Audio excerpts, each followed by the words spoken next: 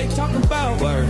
Yes. New Music Wednesday. Yo, what's up, world? It's your boy CL tapping in. DWI, New York's most influential. Yes, yes. And we're here for a special edition, New Music Wednesdays. It is going down with Meet the Director. Meet the Director. Word. They doing this Jay-Z 30 years. And what's interesting, the director that we have on the line is actually family to me, and I've seen some of the behind the scenes. I've been to his crib out in LA, seen all the platinum plaques. So I'm always in awe of his connection with being the director of, I guess, one of the most world famous, the GOAT, right? Yeah. So I'm like, there's no way they're gonna have this celebrating 30 years and us not put a spotlight on the guy that put a spotlight on the guy. I'm excited to meet this director, and let's get into it. All right. Without no further ado, we got Mr. Abdul Malik Abbott on the line. Let's go back to the beginning, man. You know, with you and how you got started in the video world, and then I guess eventually how you hooked up how'd you connect with Damon J and those guys back in that day? I was doing a video for Original Flavor, and Damon Dash was the manager at the time of Original Flavor. So we had Ski, Chubby Chub, and Tone Hooker, and that's basically how I met Damon. So Jay was in the video for Original Flavor, but he was just in the background. He wasn't trying to be Jay at the time. He was just what video did you have out as a reference to show them that you was the director? What did you direct prior to starting with Jay-Z? I mean, that was the beginning. So I basically did a video for this group called Too Many, which was a Will Smith group out of Philly. And that was my first video. And then the second video was a jazz video for Abby Lincoln, a jazz legend, but it was not hip hop at all. Listen, y'all getting history right now, so y'all make sure y'all pay attention. Get your notepads out. That's where it all started. And then later on, after that video came out and was kind of a success, I ran into Damon just by accident. And he was like, yo, I'm starting a label. I got this cat Jay-Z. You remember him? You want to do a video for us? He was just this cat like, Jay-Z. sure, let's do it. At the time. He was just this cat Jay-Z at the time. Pretty much. So it was the first video we did was called I Can't Get Wit That. We shot it in Marcy. Had all the cameos in it. Original Flavor was in it. Clark Kent was in it. Sauce Money was in it. Big Jazz was in it. It was just like a hood video shot in the hood, but it just established Marcy Projects. Wow, that's some history for sure. You know, was it the relationship with Dame? Was it Jay that saw your vision? Or was it somebody else from the label or from the crew that decided to say, you know what, give him a shot at doing it? Big up to Damon. Shout out to Damon. He was the one who believed in me, both from Harlem, even though he didn't know me from Harlem. But, you know, he was the one who gave me the shot. And it was Jay who came along and was like, okay, I see your vision. And, you know, I kind of gave them the ropes, you know, because they were new to it. We were all new to the game.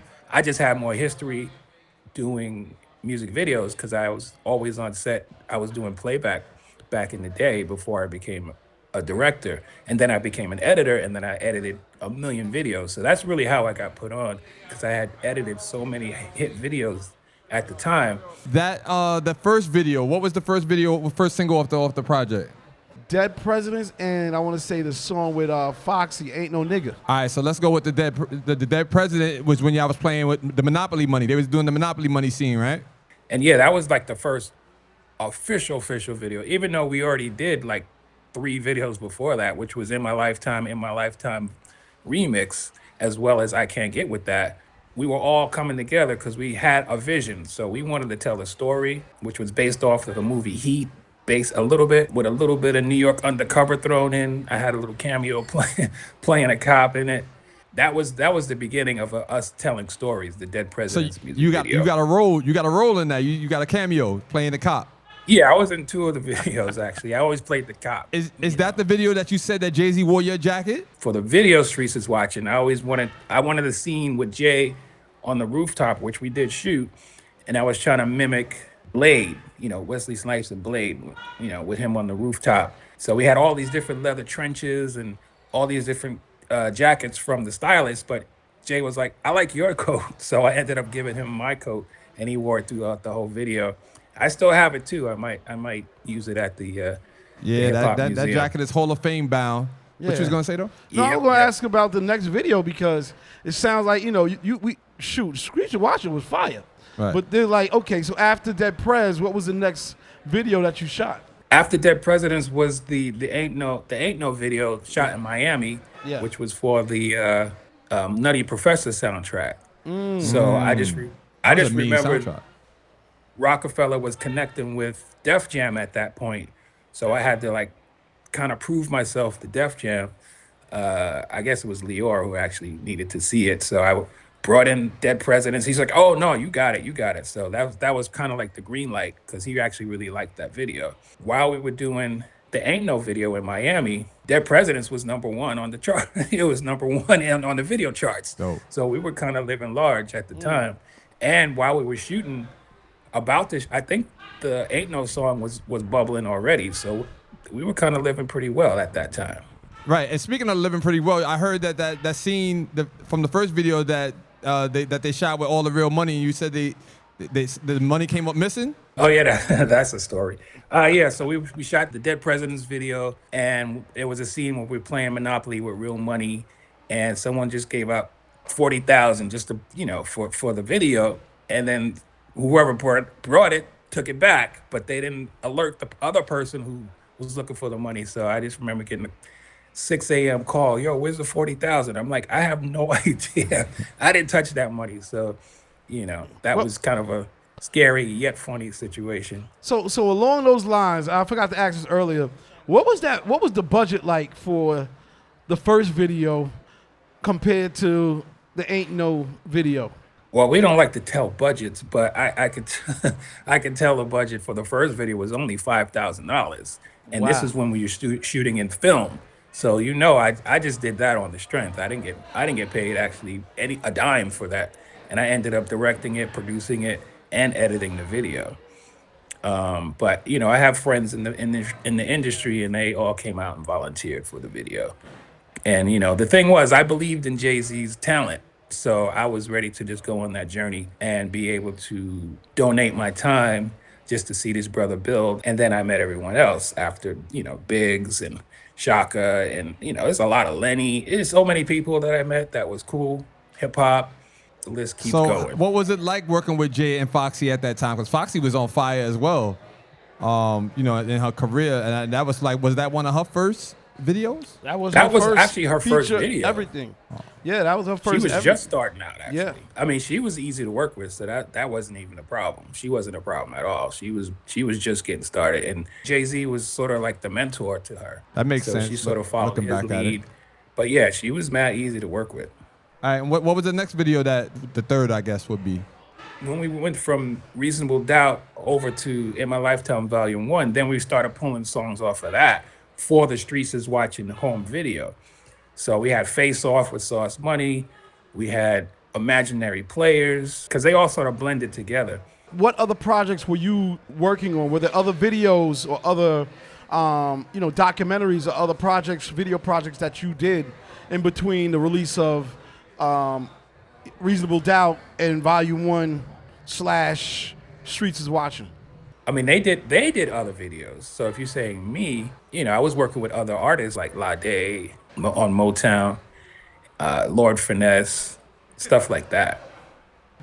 I guess summarizing and getting to this point now where they're celebrating the 30 years, I went to one of the exhibits. I seen the Ain't No video playing in one of the train exhibits, and I thought, man, look at the 30 years has come, and we're here already. Oh my Lord! And it's about to be this big Yankee Stadium push. So I definitely wanted to put the spotlight on you through DigiWax to do all that we doing to meet the director, because we actually had one when we had a few directors in here, and you wasn't able to make it to New York at that time. So we wanted to definitely show you some love, while it's hot on the press. But yeah, no doubt. And salute to you, man. And I gotta, we want to give you your flowers because we see where hip hop has come and what it is today.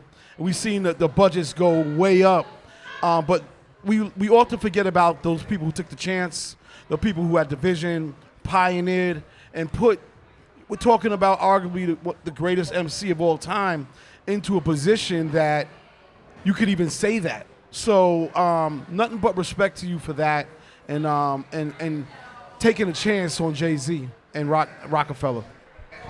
Oh yeah, that was. I mean, to me, it was me knowing the talent that was there. So even when we just had a couple of videos, I think we just had like In My Lifetime I was out, and I Can't Get With That. And as I'm taking my reel to different record labels, I'm trying to shop Roc-A-Fella and Jay-Z to get a bigger deal. So, I would show the video and be like, yo, you should really look at these guys, and they're coming up, and they passed. They kept passing, and I'm sure they like kicking themselves, being like, oh, we should have jumped on it. But a lot of people were just like passing on Jay-Z. And Biggie was hot at the time, so they were just like focusing on Biggie. But I was like the Jay-Z champion. Even I'd go to the record stores and see his singles in the back. So I'd pull them out and put them in the front of the stacks, just stuff like that. That they didn't even know I was doing that. But like I said, it was And I just guess believing in someone's talent. For nostalgic is what purpose, really just give brought us me to a that. quick drop about your experience with seeing Big at that time in person at that last scene that y'all shot. I have to say, I would be the only person on the earth who directed Jay-Z and Biggie in two different videos. So he was in Dead Presidents, obviously, playing the Monopoly. And then he was in the Ain't No video. And Biggie was just like, he was like the class clown, to be honest with you. He was just funny. Like, he was just telling jokes and cracking on everybody. So if you walk into a crowd and Biggie's there, he's just going to crack on you and tell jokes. That's dope. Well, this is segment one of the our spotlight, Meet the Director, with Mr. Abdul Malik Abbott. Definitely salute to you for coming on to the show. When you pop back into Brooklyn and New York City, you definitely got a seat on the couch with us. And yeah, man.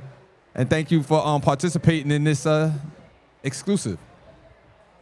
Oh yeah, no doubt. I mean, like I said, I'm proud of these guys. So, the team was there, and I appreciated the time I spent with them and was able to create, I guess, part of the legacy. I'm not responsible for his skills, but I'm responsible for helping put his persona together visually. And, I'm good with that. All right. Thanks again for calling in, and we'll see you on the other side. All right, you got it. Peace. No doubt. Peace.